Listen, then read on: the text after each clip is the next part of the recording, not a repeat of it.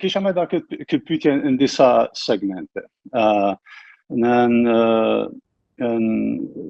sipërfaqe ose ma shumë në rrafshin e sigurisë, që është më e rëndësishme, kur nuk kanë qenë shqiptarët më afër Amerikës.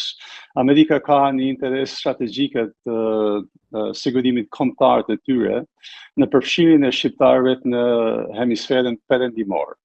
Historikisht, ku janë përplas këto civilizimet apo hemisferet, shqiptarët kanë qenë jashtë perëndimit, në mes civilizimit ose mund të thëmë ortodoks me grekët, serbët edhe tjerët në mes tyre, jo se na kem qenë pjesë të saj, po në atë fush, edhe të mesdheut, përmes të ushqijet edhe këndejna. Domethënë një zonë mishmashi që nuk kanë qenë qartësisht në asnjë sektor, por që kemi qenë jashtë sferës perëndimit. Tani kjo ka ndryshuar, edhe sidomos me këto lëvizjet tektonike të sferat intereseve, edhe ku përpuqen, ku përplasën, është e qartë se ajo linja e sferës interesit perëndimore tani i përfshin shqiptarët. Dikur ka ndalua deri te Kroatët për shembull, ose edhe më lart mund thuash.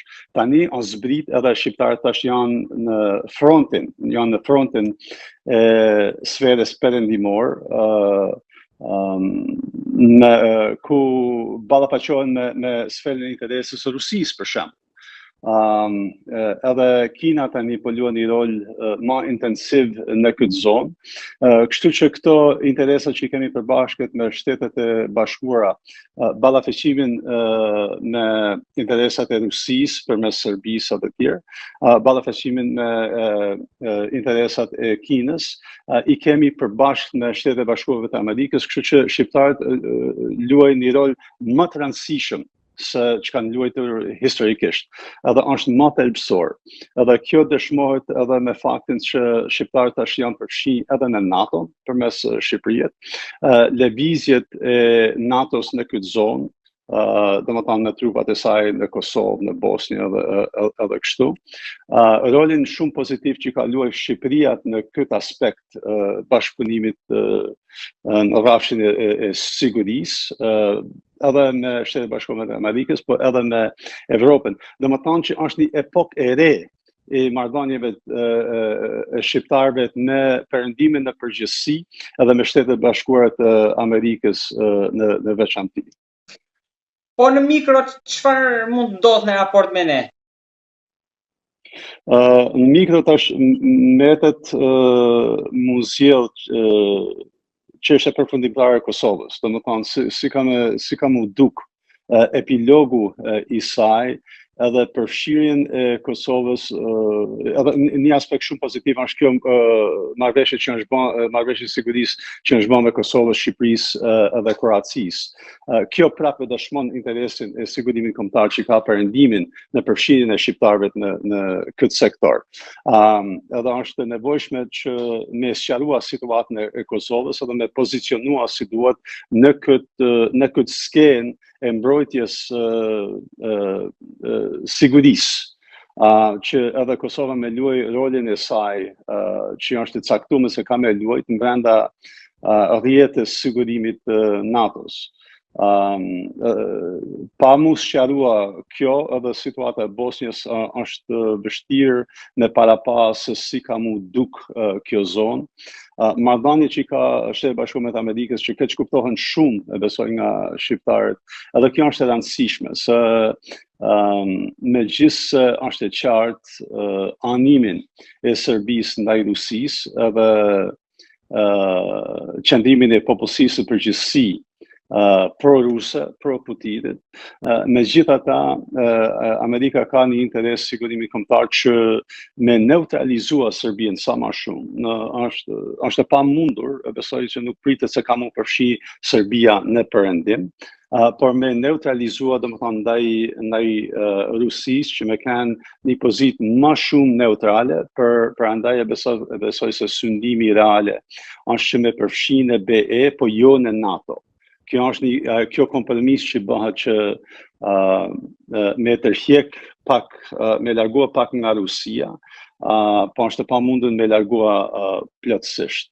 E besoj se Shqipëria në përgjithësi tash, sidomos kohën e fundit, e ka ngrit nivelin e lojës. Amerikanët këtu në Washington thonë they're punching above their weight.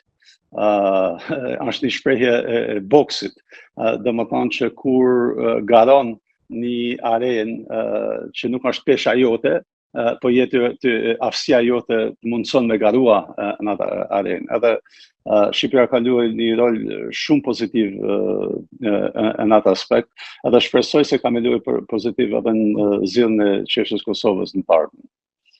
Zoti Vulaj, çfarë do të thotë që mbi tryezën e Trumpit në zyrën ovale të jetë çështja e Kosovës, që u përmend disa herë, se po të ishte përmendur vetëm një herë, mund të logjikonin që mund të ishte edhe shkarazi, po fakti që është përmendur disa herë do të thotë që ajo është në tryezë. Por tani si ndikojnë grupet e lobimit dhe kush është skenari më i keq, sepse ndoshta nuk mund të presim 100% që çdo gjë do vinë për të mirë. Mundet që marrë një marrëveshje do të japsh të marrësh, por çfarë mund të japim ne? Kjo lidhet pak edhe me pjesën e pyetjes parë që bëre për lobimin e shqiptarëve këtu krahasim me Serbisë.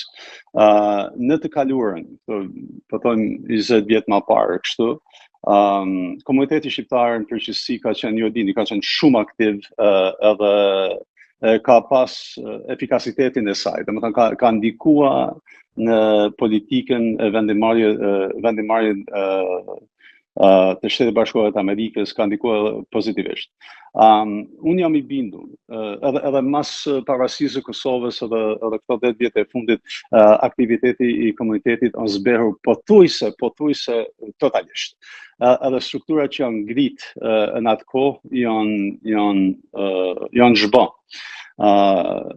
Tash mujnë me lanë fajin të komunitetit, po unë besoj se më shumë faj kanë shtetet anë.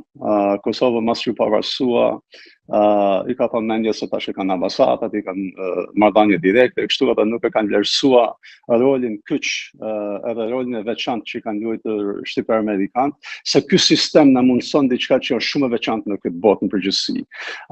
Ky sistem këtu e fuqizon qytetarin edhe e mundson qytetarin kyç në sistemin e vendimarrjes politike të shtetit. Është shumë ndryshe nga